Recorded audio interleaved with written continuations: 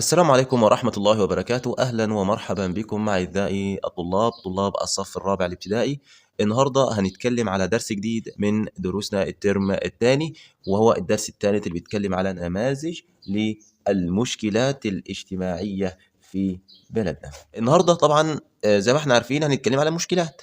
في مشكلات بتواجهنا في البلد، ولكن قبل ما نتكلم على المشكلات ديت لازم نعرف حاجة، إنه مصر دايما زي ما احنا عارفين إنها بتسعى إلى تحقيق الحياة الكريمة لكل مصري. لكل مين؟ لكل مصري. طب هي مصر بتسعى إزاي؟ بتعمل إيه بقى؟ قال لي إنه مصر بتعمل 3 حاجات، أو عملت بعض الأشياء اللي بتساعد معايا إن هي تحقق ليهم أو تحقق للمصريين دول حياة إيه؟ حياة كريمة. أول حاجة إن هي بتشيد لنا إيه؟ تشييد المدارس. تشييد إيه؟ مدارس عشان الطلبة أو عشان الأطفال دي تتعلم، عشان ما يبقاش فيه أو نقلل من نسبة الأمية أو نسبة الجهل اللي موجودة وسط الناس من خلال القراءة أو الكتابة أو المعرفة. فلازم نبني لهم إيه؟ مدارس. رقم 2 وهي تشييد المستشفيات اللي موجودة معانا في البلد.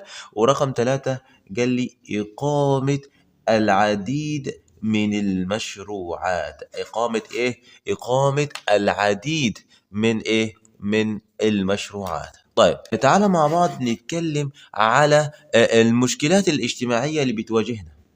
هناك مجموعة من المشكلات الاجتماعية تواجه مين؟ تواجه أو تعيق خطط التنمية في مصر. طيب إيه هي المشكلات الاجتماعية دي؟ قبل ما نتكلم في المشكلات الاجتماعية لازم نخلي بالنا إن المشكلة الاجتماعية اللي موجودة في مصر هي أصلا موجودة في كل دول العالم، مش بس في مصر.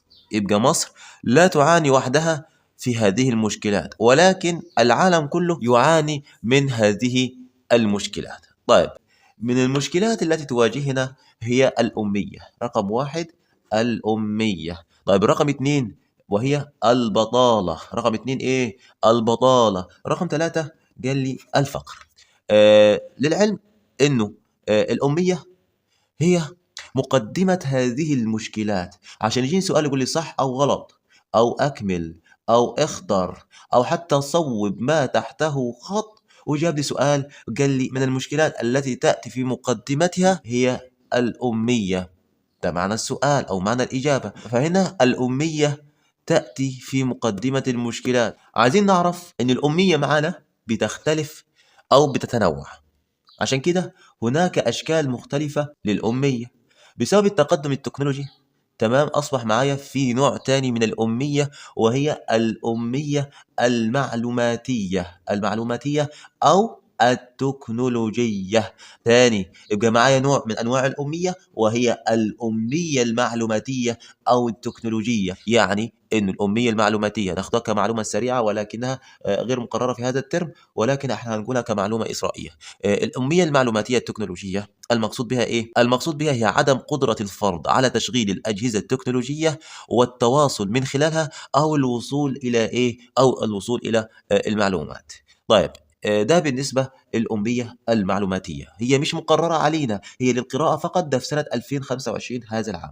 طيب أما النوع الثاني من الأمية اللي هي مقررة علينا السنة دي إن شاء الله، وهي الأمية الهجائية. الأمية إيه؟ الأمية الهجائية. وده بقى هعرفها لكم عشان تعرفوا تحفظوها بعد كده، لأن ممكن يجيني سؤال ويقول لي ما المقصود بالأمية الهجائية؟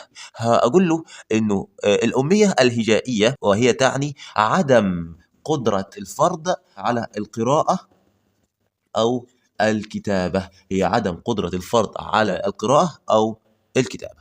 ده بالنسبة لتعريف الأمية الهجائية. طب تعالى نتكلم مع بعض عن الأمية الهجائية في مصر. نسبة الأمية الهجائية في مصر في سنة 2017 بلغت حوالي 25.8% من جملة مين؟ من جملة السكان. يبقى الأمية في مصر في سنة 2017 وصلت معايا ل 25.8%. طب ال 25 من جملة السكان اللي هم مين؟ جملة السكان اللي هم وصلوا أو عدوا السن ال10 سنوات. ال10 إيه؟ ال10 سنوات. يبقى أكتر من 10 سنين دول أصبحوا اللي ما تعلموش ده يعني يندرجوا تحت قائمة الأمية الهجائية أو الأمية في مصر. طيب عايزين نعرف الأمية طبعا مين أكتر؟ هل الإناث نسبة الأمية عندهم أعلى ولا الذكور؟ عايزين نعرف دولة. طب عايزين نعرف هل الحضر أعلى ولا الريف؟ هل الحضر أعلى ولا الريف؟ والله بص، بالنسبة للأمية لو أنا قلت إنه من النسبة الأمية أعلى، هل الإناث أعلى ولا الذكور؟ لا طبعا الإناث. طيب أما بالنسبة لسكان الحضر أو الريف، مين الأعلى في الأمية؟ مين أكتر ناس ما بيعرفوش يقروا أو يكتبوا؟ لا طبعا هم الريف، أكتر ناس لا يعرفون القراءة أو الكتابة. طيب بالنسبة للمحافظات، مين أعلى المحافظات ومين الأقل؟ الأعلى المحافظات الأعلى أمية، وعايزين نعرف المحافظات الأقل أمية. الأعلى أمية مع بعض كده هي رقم واحد محافظة المنيا. محافظة مين؟ محافظة المنيا. طب رقم اتنين وهي محافظة بني سويف. محافظة مين؟ محافظة بني سويف. طب الأقل أمية، الأقل أمية قال لي رقم واحد وهي محافظة البحر الأحمر. محافظة مين يا ولاد؟ محافظة البحر الأحمر. ثم تأتي بعدها محافظة بورسعيد، ورقم ثلاثة أو المركز الثالث معايا وهي محافظة الوادي الجديد. محافظة مين؟ محافظة الوادي الجديد. تعالوا مع بعض نوضح الكلام ده على الخريطة، لعل وعسى ولربما يجيب لي على الخريطة، يجيب لي خريطة صماء ويحدد لي مكان محافظة من المحافظات اللي احنا ذكرناها دلوقتي، ويقول لي من المحافظات الأعلى أمية، وحط لي رقم واحد على محافظة من المحافظات. فلازم كلنا نكون عارفين أماكن هذه المحافظة اللي احنا هنرسمها مع بعض على خريطة حبيبتنا ومين حبيبتنا مصر. طيب يلا بينا كده نرسم مع بعض خريطة مين؟ خريطة مصر، ونحدد عليها المحافظات الأعلى أمية والمحافظات الأقل إيه؟ الأقل أمية. طيب معانا كده خريطة مصر، عايزين نحدد مع بعض كده المحافظات الأقل أمية. الأقل إيه؟ الأقل أمية. رقم واحد زي ما احنا اتفقنا قلنا محافظة مين؟ محافظة البحر الأحمر. محافظة مين؟ محافظة البحر الأحمر. الأقل أمية. المحافظات أو محافظات الأقل إيه؟ الأقل أمية. رقم واحد مين؟ البحر الأحمر. طب رقم اتنين، رقم اتنين هنا في الخريطة هتلاقيها في الأماكن ديت وهي محافظة مين؟ محافظة بورسعيد. محافظة مين؟ محافظة بورسعيد. طيب المحافظة الثالثة الأقل أمية وهي محافظة، لا هنا هو بالتحديد، وهي محافظة الوادي الجديد. محافظة مين؟ الوادي الجديد. طب إيه هي محافظات الأعلى أمية؟ المحافظات الأعلى أمية زي ما احنا عارفين هي رقم واحد وهي محافظة المنيا. محافظة مين؟ محافظة المنيا. طب رقم اتنين، رقم اتنين هنا هو هتلاقيها في الأماكن ديت هنا بالتحديد وهي محافظة بني سويف. محافظة بني إيه؟ بني سويف. طيب ده بالنسبة للمحافظات الأعلى أمية والأقل إيه؟ والأقل أمية. ممكن يجيني سؤال ويقول لي بما تفسر، سؤال ويقول لي بما تفسر أسباب انتشار الأمية فين في مصر؟ يجيني سؤال ويقول لي أسباب انتشار الأمية في مصر. إيه الأسباب اللي خلت إنه السكان بتوعي إنه هم ما يتعلموش أو إن هم يصلوا لمرحلة عدم التعلم، عدم معرفتهم القراءة أو الكتابة؟ أول سبب من ضمن الأسباب يا أولاد وهي الزيادة السكانية. أول سبب من ضمن الأسباب وهي إيه؟ الزيادة السكانية. رقم اتنين وهي عدم التحاق جميع الطلاب، عدم التحاق جميع الطلاب بالمدارس. يعني مش كل الطلاب بتروح المدرسة أو أولياء أمورها بتقدم لها في المدرسة ديت عشان تتعلم. يبقى رقم اتنين عدم التحاق جميع الطلاب بالمدارس. طب رقم ثلاثة وهي تسرب بعض التلاميذ من المدارس. بعض التلاميذ من إيه؟ من المدارس. طيب إيه السبب؟ والله ده سبب ضعف إيه؟ ضعف المستوى الاقتصادي للأسرة. الأسرة بتاعتي ما عندهاش القدرة إن هي تصرف على أولادها، فبتضطر إن هي ما تخلّيش ابنها يروح المدرسة ويروح يشتغل مثلًا في شُغلانة، تمام، اللي إحنا بنجرّم عمالة الأطفال طبعًا زي ما إحنا عارفين. طبعًا مش أولياء الأمور مش قادرة تصرف على أولادها، فالطالب يبقى موجود في المدرسة ولكن ما بيحضرش. عشان كده بنقول تسرب بعض التلاميذ من المدارس، يعني الطلاب بتقدم في المدرسة ولكن ما بيتعلموش نتيجة عدم حضوره في المدرسة أو غيابه في المدرسة. طيب ده من ضمن أسباب انتشار الأمية في مصر. يبقى من أسباب تاني من أسباب انتشار الأمية في مصر وهي الزيادة السكانية. يبقى رقم واحد إيه؟ الزيادة السكانية. رقم اتنين عدم التحاق جميع الطلاب بالمدارس. رقم ثلاثة تسرب بعض التلاميذ من المدارس بسبب ضعف المستوى الاقتصادي للأسرة. تعال نسأل نفسنا سؤال تاني ممكن يجيني في الامتحان ويقول لي دلل، سؤال يقول لي إيه؟ ويقول لي دلل تأثير الأمية على الفرد والمجتمع. هل الأمية أثرت على الفرد والمجتمع؟ ايوه. يجيني سؤال يقول لك يا جماعه خلي بالكم ان الاميه دي اثرت على الفرد والمجتمع. يا راجل والله. طب اديني دليل يا عم. الدليل على الكلام ده انه رقم واحد قد تؤدي الاميه الى انتشار الجهل والخرافات بين الناس. قال لي هل ممكن انا مش عندي المعلومه، ازاي انا هدي لهم معلومه او ازاي انا معايا معلومه؟ لو واحد قال لي اي معلومه انا ما عنديش خلفيه عنها انا ممكن اصدقه. فطبعا هصدق الكلام ده وهبدا انشر كلام بدون درايه مني وبدون علم مني، وده بتكون طبعا خرافات، بيكون جهل موجوده لدى الاشخاص الغير متعلمين او الذين يندرجوا تحت قائمه الاميه. طيب رقم اتنين، اصلا الاميه قد تقلل من الاشخاص دول ان هم يحصلوا على فرص عمل. يبقى تقلل الاميه من فرص الحصول على عمل. ولو انت حصلتش على عمل ايه اللي هيحصل؟ هيؤدي ذلك انك انت هتندرج تحت قائمه البطاله. يعني هينتشر معايا البطاله. بعد ما ينتشر البطاله انا مش لاقي فلوس، طب انا هصرف منين؟ فبالتالي مستوى المعيشه بتاعي هيتدنى وهكون تحت ايه؟ تحت قائمه الفقر، تحت مستوى الفقر. يبقى انا لو انا ما اتعلمتش او ان الاميه اساسا بتقلل معايا من فرص الحصول على عمل، وبالتالي هينتشر معايا ايه؟ هيؤدي ذلك الى انتشار البطاله، ثم بعد ذلك انتشار ايه؟ انتشار الفقر. ايضا احنا مش بنقول ان احنا بنحاول ان احنا نعمل مشاريع تنمويه. طب ازاي انا اعمل مشروع تنموي ومفيش اصلا ناس متعلمه؟ فبالتالي هيؤثر معايا تاثير سلبا على البرامج التنمويه المستدامه في المجتمعات، في المجتمعات، ويؤدي ذلك الى تدني اقتصادها ايه؟ اقتصادها القومي. تعالوا مع بعض نتكلم على جهود الدوله على القضاء على هذه الأمية الهجائية. الدولة بدأت طبعا لما لقيت هذه المشكلة متاحة معايا بدأت إن هي بتبذل مجهود عشان تقضي على هذه الأمية الهجائية. يبقى الدولة عملت إيه؟ يجيني سؤال يقول لي دلل. تبذل مصر جهود كبيرة للقضاء على الأمية الهجائية. أهم هذه الجهود التي تقامت بها الدولة وهي تعليم الكبار، إن هي أنشأت الهيئة العامة لتعليم إيه؟ لتعليم الكبار ومحو إيه؟ ومحو الأمية.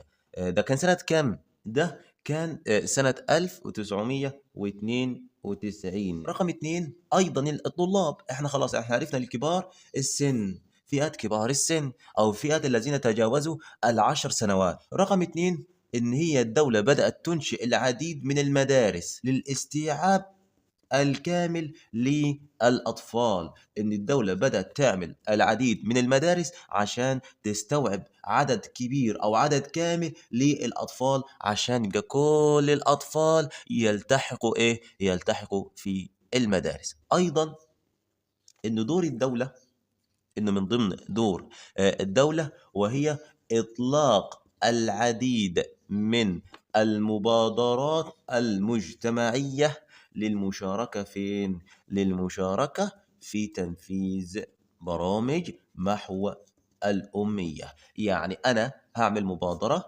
المبادرة ديّة هتقوم تشارك أو إن هي تشارك معايا عشان أنفّذ برامج محو الأمية. رقم 4 زيادة وعي زيادة وعي الأفراد بأهمية التعليم، وده من خلال وسائل الإعلام، ده من خلال وسائل إيه؟ وسائل الإعلام المختلفة.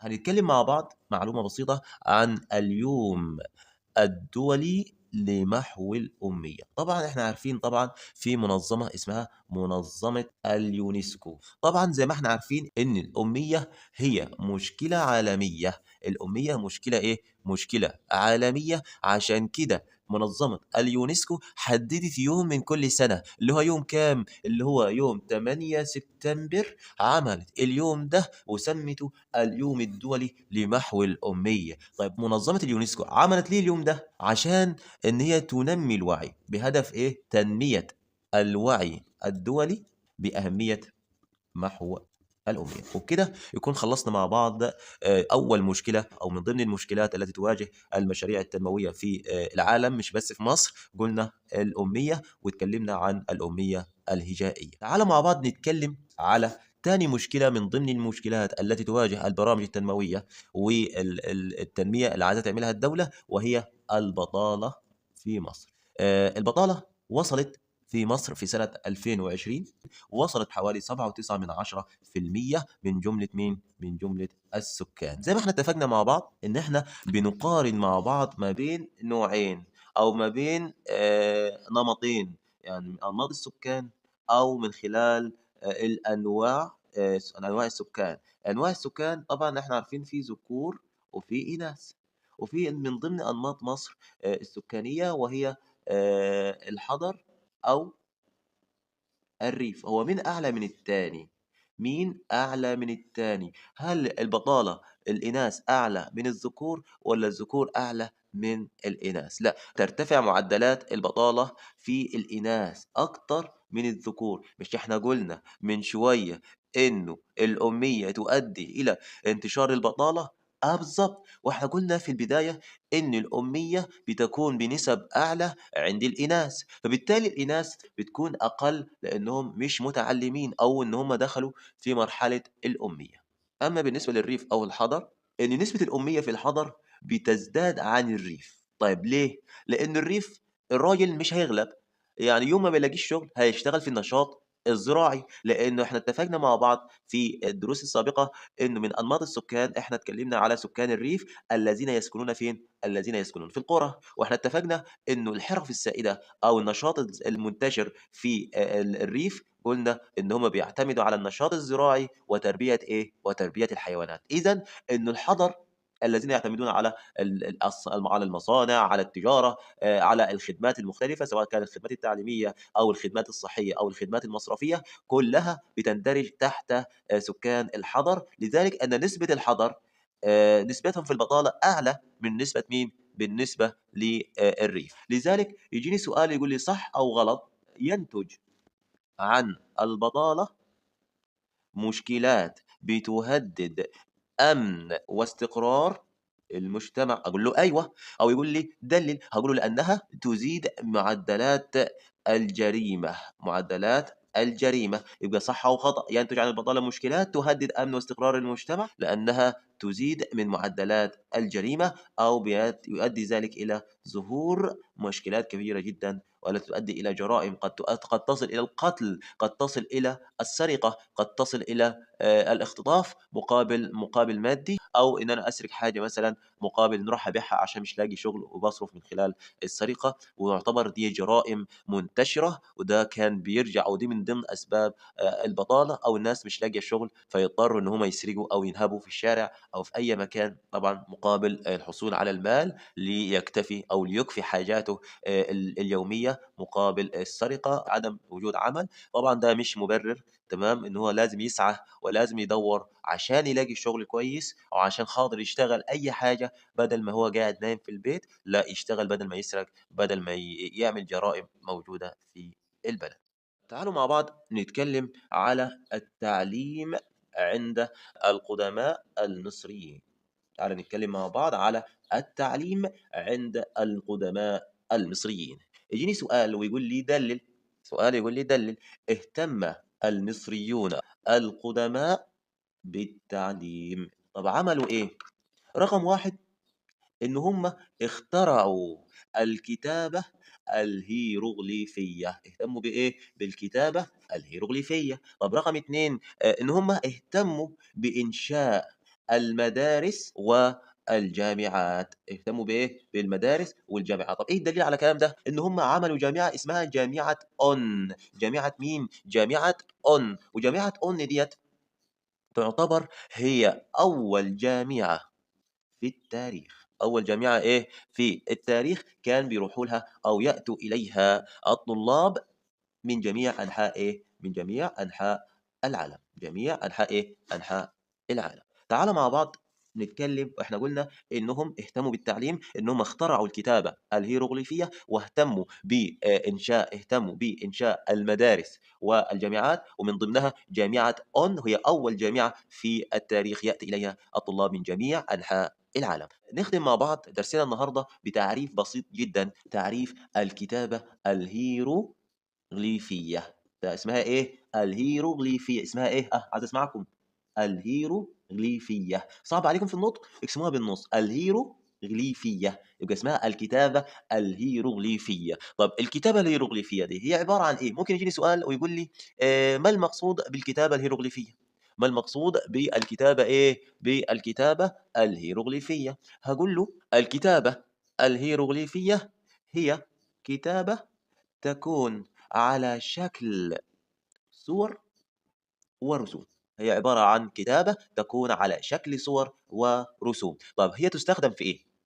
تستخدم الكتابة الهيروغليفية في تسجيل الأحداث والأخبار وأهم إيه؟ وأهم الإنجازات. يبقى هي تاني، يبقى هنقول استخدام الكتابة الهيروغليفية، هاقول إن هي تستخدم في تسجيل الأحداث وتسجيل الأخبار وأهم إيه، وأهم الإنجازات. طب هي شكلها إزاي؟ والله ده شكلها مثلًا بيستخدموا طبعًا صور وأشكال من الطبيعة، ممكن مثلًا يستخدموا مثلًا عصا، تمام، مثلًا ده معناها حرف السين مثلًا، ممكن مثلًا إيه، ممكن يستخدموا حرف الراء، ماشي، يبقى مثلًا بالشكل ده مثلًا، أو مثلًا يستخدموا مثلًا حرف مثلًا الباء مثلًا على شكل قدم، على شكل إيه، على شكل إيه، على شكل قدم، وهكذا وهكذا. فهنا طبعًا بيستخدموا هذه الصور وهذه الأشكال من خلال الكتابة الهيروغليفية، أو تستخدم الكتابة الهيروغليفية تمام، من خلال على شكل صور